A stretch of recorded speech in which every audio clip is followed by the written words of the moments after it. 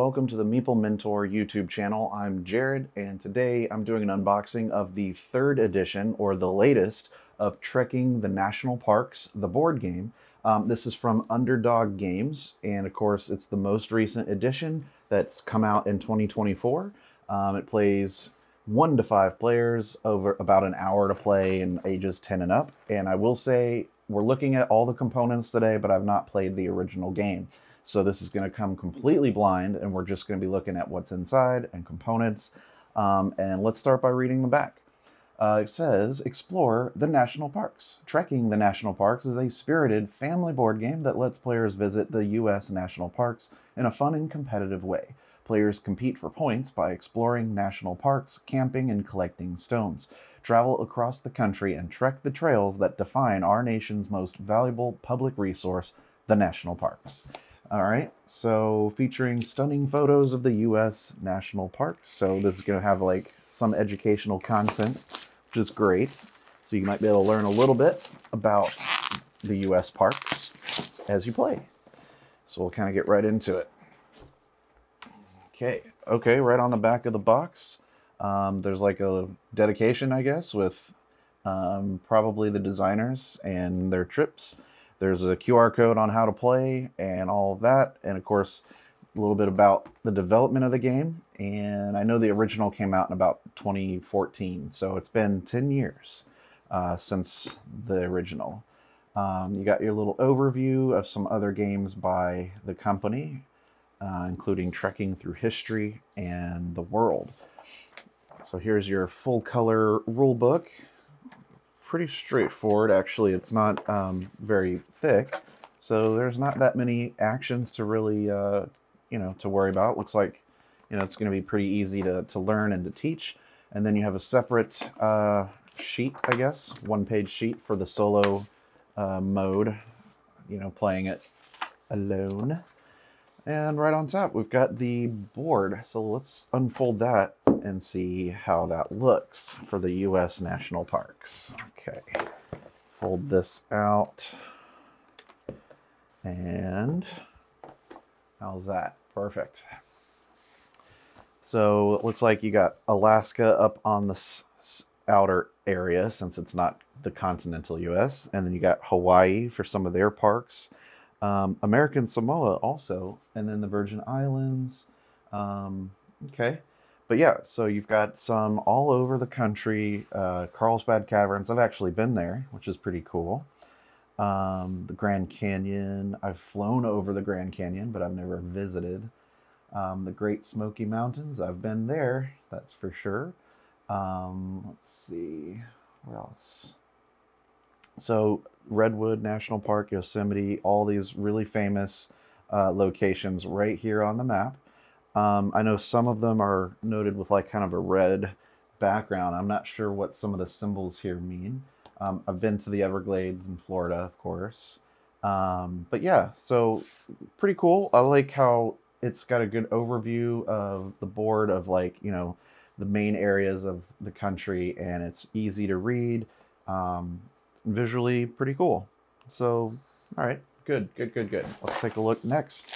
We got some wooden pieces.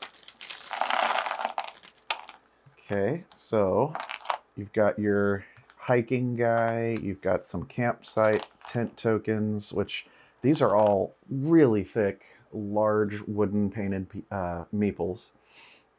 Quite big, quite chunky. You've also got a very large bear token, reminiscent of the bear on the cover. I imagine that's probably the first player token. But yeah, you've got green, red, blue, black, yellow. So different player colors there as you trek across the national parks. Haha! All right, so let's set that there.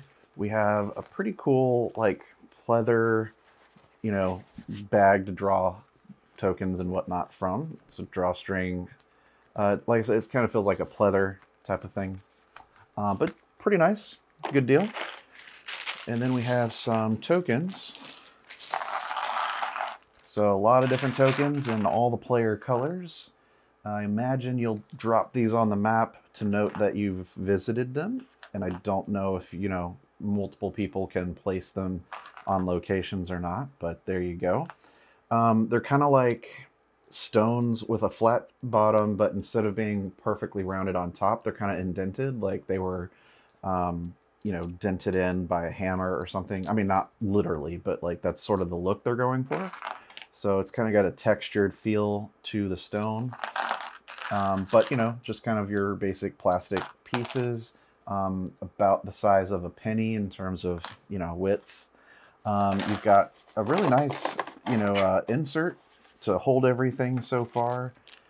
We have some extra stones just in case you lose some, and it says right there, keep them on hand in case something happens. So here we've got, looks like some solo mode cards. Let's see. Let's see what these look like. This feels like a Euro card size to me. It's not very wide. It's more, kind of like vertical. So this is going to be how I assume the AI might take turns or refresh the display.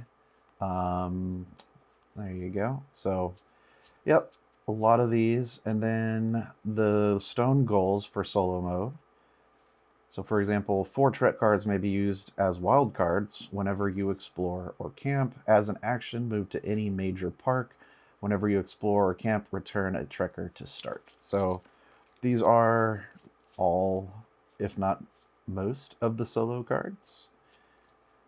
All right, so we'll set those aside. Actually, we'll just put them right back here. We have the score pad. So yeah, places for all 5 players. Park cards, major park scoring, stone scoring, most and second most. So there you go.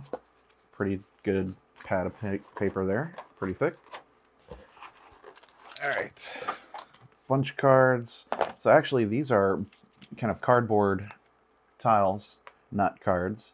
But you've got a couple different ones here. Kind of, these probably are the large red ones, right? So Everglades, Denali, Acadia, Yellowstone, Hawaii volcanoes, and the Grand Canyon.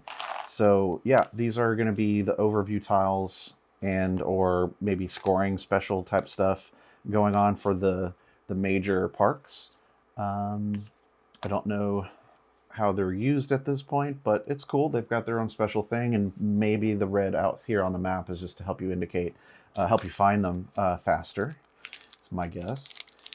All right, so what is... These are reference cards. Let's put that there. So you got your player turn. You can do 2 actions or the same action twice. Draw a card, move, explore, and camp.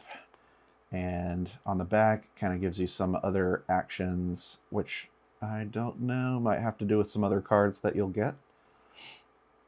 So, yep, swapping stones, draw cards, move a distance. So, a pretty good handy reference. Always like it when a game includes a reference card for everybody. Pre-shuffled, just cut the deck and you're ready for your first game. All right, well, that's cool. So I wonder if you've picked up a copy, if yours has Yosemite on the top, or if yours has another random card on the top since they've been pre-shuffled. But in any case, let's take a look at them and see what we're dealing with.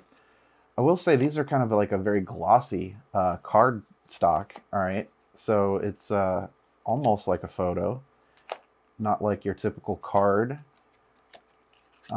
Probably to get the high quality image that you are using for these, like these are photo quality images of the parks. They look really nice. I will say with the amount of information on the back, you can learn a lot and kind of, want to visit these places. You get a quick picture of at least, some of the scenery and what it looks like. Mesa Verde, Zion, American Samoa. Yeah, like some really great shots of the various parks around the country. So this is cool just to look at. But you can see it has different iconography on it. So another great thing, they're outlined so they're easy. They don't fall into the background. They're color coded as well as having a unique icon. Yeah, I mean, this looks great.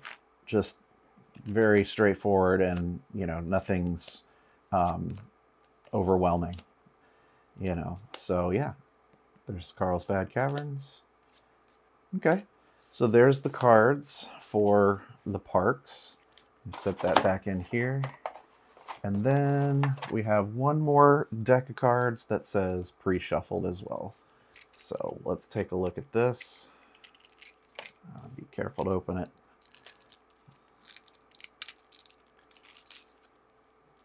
I suppose you're going to end up spending these cards to buy those park cards and therefore kind of research them or explore them. Not sure, but there you go. So kind of just various resource amounts of the different icons in the game. So pretty straightforward. These are very nice quality cards. They feel very good. Kind of a glossy feel. You know, Euro, I think Euro sized. And there you go. Okay. Pre-shuffled, ready to go. It looks, you know, minimal components, minimal rule sets, maximum fun, right? And that's definitely great for a family weight game like this. So I'll be playing it very soon, and stay tuned on the channel for our full review of the game. But I'm curious, if you're watching and you've played either the first or second edition, what are some of the differences you notice between your edition and the latest third edition? I'd be curious to see that. But there you go. This is everything in the box. Thanks for watching. I've been Jared. Stick around, subscribe, you know, all that good stuff. And until next time, I'll see you later. Bye-bye.